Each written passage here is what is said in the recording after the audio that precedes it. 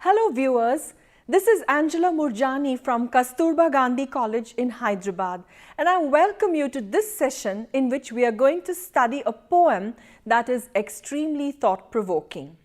The poem is called Kalahandi. Now Kalahandi is a very real district in Orissa that has constantly suffered the onslaught of natural calamities like drought and the poverty that brings in its wake.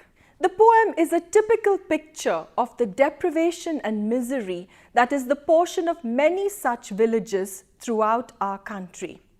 But what happens in the aftermath of a natural tragedy is even more terrible, and it just compounds their misery.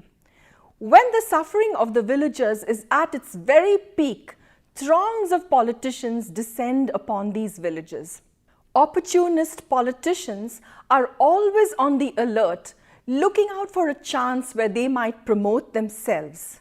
Along with them come the bureaucrats and the officials who make huge promises about a better future. And the media is always there when they see or smell a sensational story.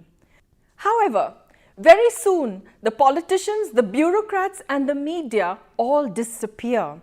And as the dust settles on the hapless villagers, they find that they are left to their own devices and their own fate to solve their own problems and find solutions that would work for them. The poem Kalahandi compels us to confront this part of our society which has always evoked two paradoxical reactions from the rest of us. Either we are filled with compassion and show great interest in the problems of this section of society, or we are totally uninterested and apathetic, sometimes our apathy even leading to complete forgetfulness. At face value, the poem appears to be a matter-of-fact statement of all the problems that are faced by a village that has become the victim of the vagaries of nature.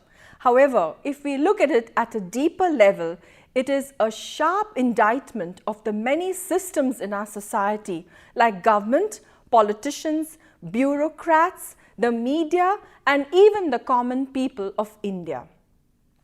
The poet who penned this work is Jagannath Prasad Das, born in 1936 to very middle-class parents in Orissa. After his education, Das served for a brief stint as a lecturer in the University of Allahabad. However, in 1958, he gave that up to join the IAS.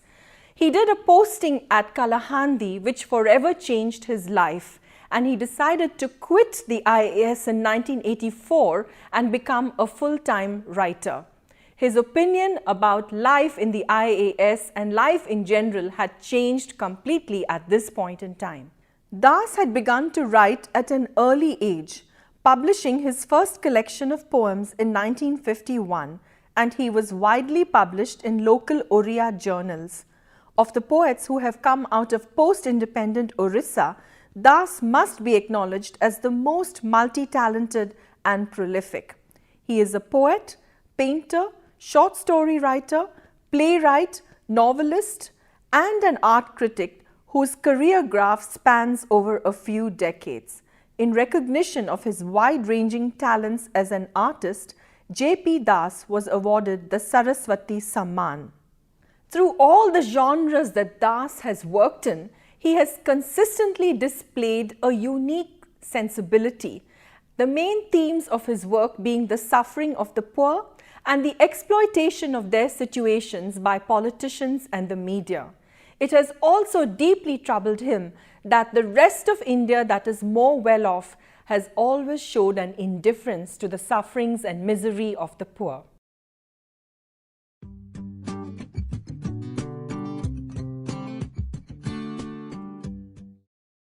Now let's look at the poem Kalahandi by J.P. Das. Put away the road maps now. To go there, you do not need helicopters anymore. Wherever there is hunger, there Kalahandi is. The god of rain turned away his face. There was not one green leaf left on the trees for supper.